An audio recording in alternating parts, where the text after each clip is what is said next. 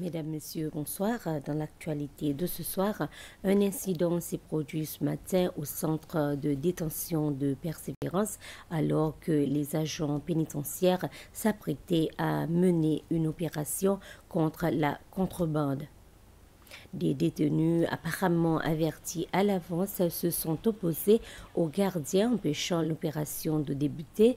Le Seychelles Prison Services et la police nationale assurent que la situation est sous contrôle, sans blessés ni otages et que des négociations sont en cours pour un règlement pacifique. Mukesh Valabji reste en détention. En effet, le juge en chef de la Cour suprême, Ronnie Govinden, a refusé la demande de remise en liberté sous conditions déposée par Mukesh Valabji. Ce dernier avait sollicité sa libération en invoquant des problèmes de santé nécessitant des soins particuliers. Cependant, le juge Govinden a estimé que les soins évoqués par l'accusé pouvaient être dispensés localement et ne justifient donc pas un déplacement à l'étranger. Il a souligné que la décision était fondée sur la gravité des faits reprochés à Valabji ainsi que sur la découverte à son domicile des armes à feu et de plusieurs milliers de cartouches. Par ailleurs, Leslie Benoîton a lui aussi déposé une demande de libération sous caution. Le juge en chef rendra sa décision le 19 novembre prochain. L'Assemblée nationale a aujourd'hui complété l'examen des nominations ministérielles proposées par le président Patrick Hermini. Parmi les derniers candidats présentés, James Kami a vu sa nomination approuvée et de même pour Amanda Bastin. Le premier à se rendre devant les députés a été James Kami, qui cumule plus de 25 ans d'expérience dans le domaine de la justice et du droit. Et les échanges au sein du comité de l'Assemblée se sont principalement axés sur son expertise juridique et sur le portefeuille ministériel qu'il pourrait être appelé à diriger. Ensuite, les membres de l'Assemblée ont entamé l'examen de la nomination d'Amanda Bernstein. Dans son allocution, Mme Bernstein a rappelé que sa carrière au sein du gouvernement avait débuté en tant qu'attachée de presse au ministère des Affaires étrangères avant de rejoindre le secteur privé. Elle a notamment travaillé à Barclays Bank, devenue ABSA, où elle a passé les 8 dernières années.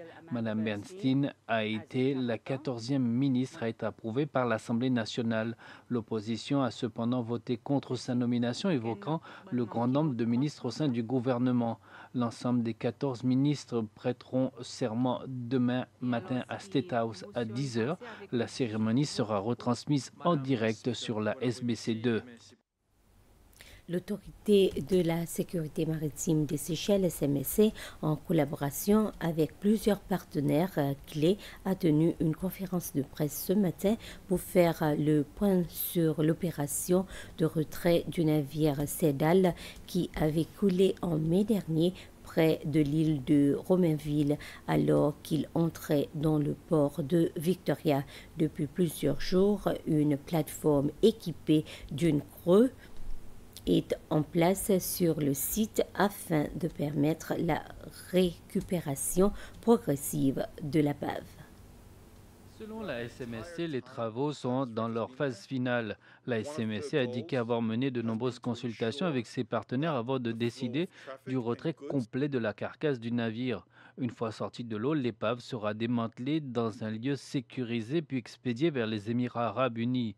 Le capitaine Daniel Adam, directeur général de la SMSC, a souligné que tous les coûts de l'opération sont pris en charge par le propriétaire du navire et que le gouvernement séchellois ne supporte aucune dépense. De son côté, la garde côtière séchelaise assure la surveillance et la sécurité maritime pendant toute la durée de l'opération. Le lieutenant Jérôme Filoé a confirmé le soutien continu de son unité à ces efforts. Il convient de rappeler qu'un membre d'équipage avait perdu la vie lors du naufrage du Cédral. Le capitaine Adam a précisé que l'enquête sur les causes exactes de l'incident est toujours en cours. Pour clore, le diocèse catholique de Port Victoria bénéficie d'un soutien financier de la société Travaisery Seychelles. L'argent servira à l'aider à renforcer et développer son programme de réhabilitation des personnes dépendantes, notamment celles souffrant d'addiction à la drogue et à l'alcool au centre La Ferme de l'Espoir à Port-Glo. Pour soutenir cet effort, Travaisery Seychelles a promis un financement sur 3 ans et la directrice par intérim de Travaisery Seychelles, Madame Geneviève Lloyd, a signé un accord avec l'évêque Alain Harel, président de la Ferme de l'Espoir. Et voilà, nous sommes arrivés à la fin de ce flash. Merci de votre attention.